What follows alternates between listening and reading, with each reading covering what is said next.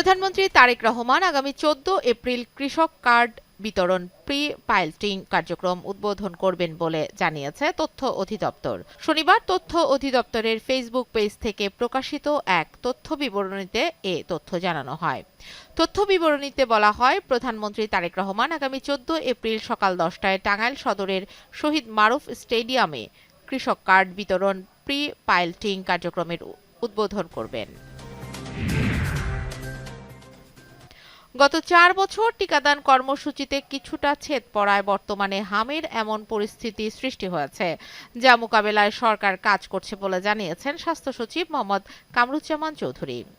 দুপুরে রাজধানীতে এক সেমিনারে এসব কথা বলেন স্বাস্থ্য সচিব। তিনি বলেন, আগামীকাল থেকে ঢাকা উত্তর, দক্ষিণ, চট্টগ্রাম, ময়মনসিংহ ও বরিশাল সিটি কর্পোরেশনে হামের টিকা কার্যক্রম শুরু হবে।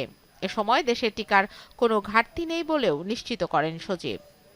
এই পরিস্থিতিটা গত 4 বছর এই টিকাদান কর্মসূচিতে কিছুটা ছেদ পড়েছিল। বিভিন্ন পকেটে আমাদের এই শিশুদেরকে টিকা দেয়া হয়নি।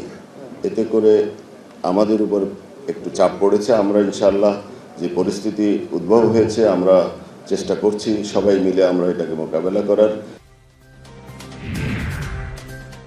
দেশের উন্নতিতে ভূমিকা রাখতে হবে শিক্ষার্থীদের। তাদেরকে পরিবর্তিত যুগের সাথে তাল মিলিয়ে এগিয়ে চলার আহ্বান জানিয়েছেন তথ্যমন্ত্রী জহিরুদ্দিন স্বপন। রাজধানীতে একটি হোটেলে এক সমাবর্তনে এসব কথা বলেন তথ্যমন্ত্রী।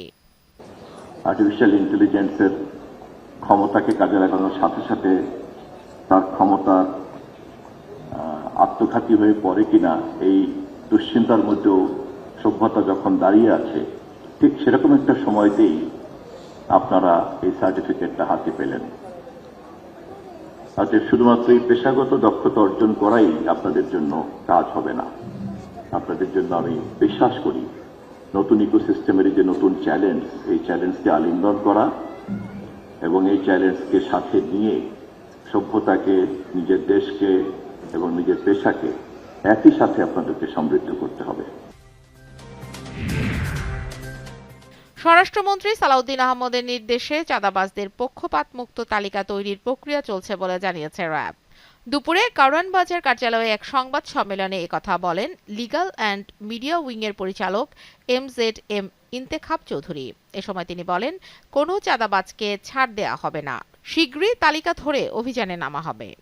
সেটা বাজারের ক্ষেত্রে চাঁদাবাজিও হতে পারে, যে যত রকমের কাঁচা বাজার, পাকা বাজার, যত রকমের বাজার আছে, বাজারগুলোতেও কিন্তু চাঁদাবাজি হয়। এরকম সব ক্ষেত্রে ব্যবসা প্রতিষ্ঠানেও চাঁদাবাজি হয় বিভিন্ন ধরনের। তো এই স্তরগুলোকে বিবেচনা করে ছোট থেকে বড় সবগুলো স্তরকেই বিবেচনায় রেখে এই চাঁদাবাজির লিস্ট তৈরি করা হচ্ছে।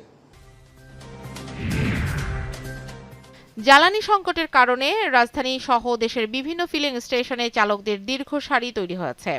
অ্যাপে রেজিস্ট্রেশন করে নেওয়া যাচ্ছে না ফুয়েল পাস।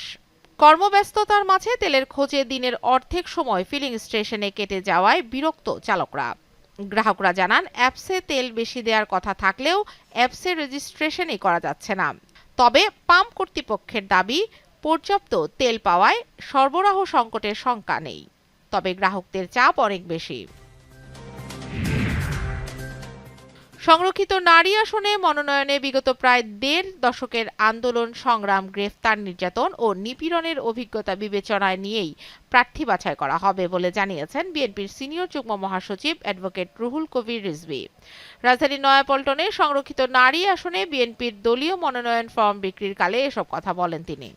দীর্ঘ 16-17 বছর এক ভয়ানক দুর্বিষহ পরিস্থিতি অতিক্রম করে আজকের এই জায়গায় উপনীত হয়েছে। একটা অবাধ এবং সুষ্ঠু নির্বাচনের জন্য দীর্ঘ লড়াই করতে হয়েছে।